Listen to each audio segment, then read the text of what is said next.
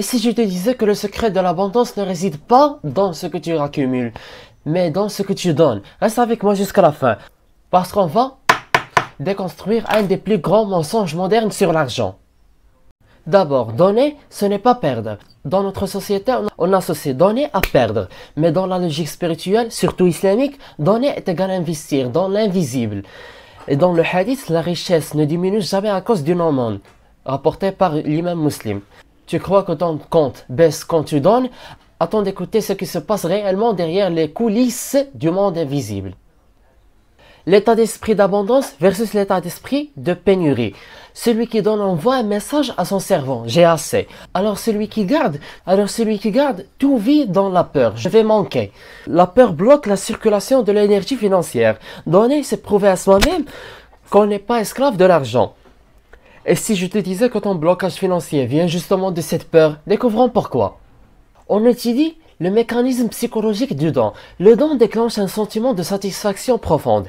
Il stimule la dopamine, libère des émotions positives, crée un lien social. Le résultat, tu attires naturellement plus d'opportunités, plus de confiance, donc plus d'argent. C'est peut-être pour ça que ceux qui donnent sont souvent ceux qui reçoivent le plus.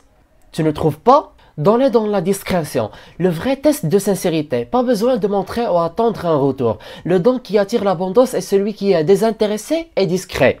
Allah voit ton intention avant ton action. Avant ton action. Même un sourire, un conseil, une aide discrète compte comme un don. Tu veux que ça marche vraiment? Alors ne donne pas pour mériter. Donne parce que tu crois au retour divin. Je te donne des exemples concrets. Comment les riches musulmans appliquent ça? Les entrepreneurs musulmans mettent un pourcentage fixe de leurs revenus dans la sadaqa, la charité.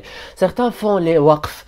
Certains font des waqf, fonds perpétuels. D'autres investissent dans des projets communautaires et voient leur argent se multiplier. Ce n'est pas de la magie, c'est une loi spirituelle. Et ceux qui la comprennent ne manquent jamais. Donner, même qu'on a peu, oui, donner une date, un sourire, une intention. Une intention. Le prophète, que la paix et la bénédiction soit sur lui, disait: préservez-vous de l'enfer, fût-ce par un morceau de date. Le test est dans la capacité à donner quand c'est difficile. Tu veux attirer plus? Commence par donner là où ça fait un peu mal. En guise de conclusion, la loi invisible de la circulation. L'argent est comme l'eau. Quand il stagne, il pourrit. Quand il circule, il purifie. Donne, même petit, même sans retour immédiat. Tu plantes des grains invisibles et Allah est le meilleur des multiplicateurs. Je te donne un dua plus une action concrète. Pour le dua, oh Allah, purifie mon cœur de l'attachement à ce monde et fais de moi un canal de bien pour les autres. Et l'action, choisit une personne et une cause aujourd'hui et donne quelque chose. Peu importe quoi, mais fais-le avec foi. Et je m'interroge, comment es-tu intéressé à ce contenu sans que tu watches les vidéos précédentes dont on parle de la finance islamique? Watchlist est un héritage cognitif à l'humanité. À très vite.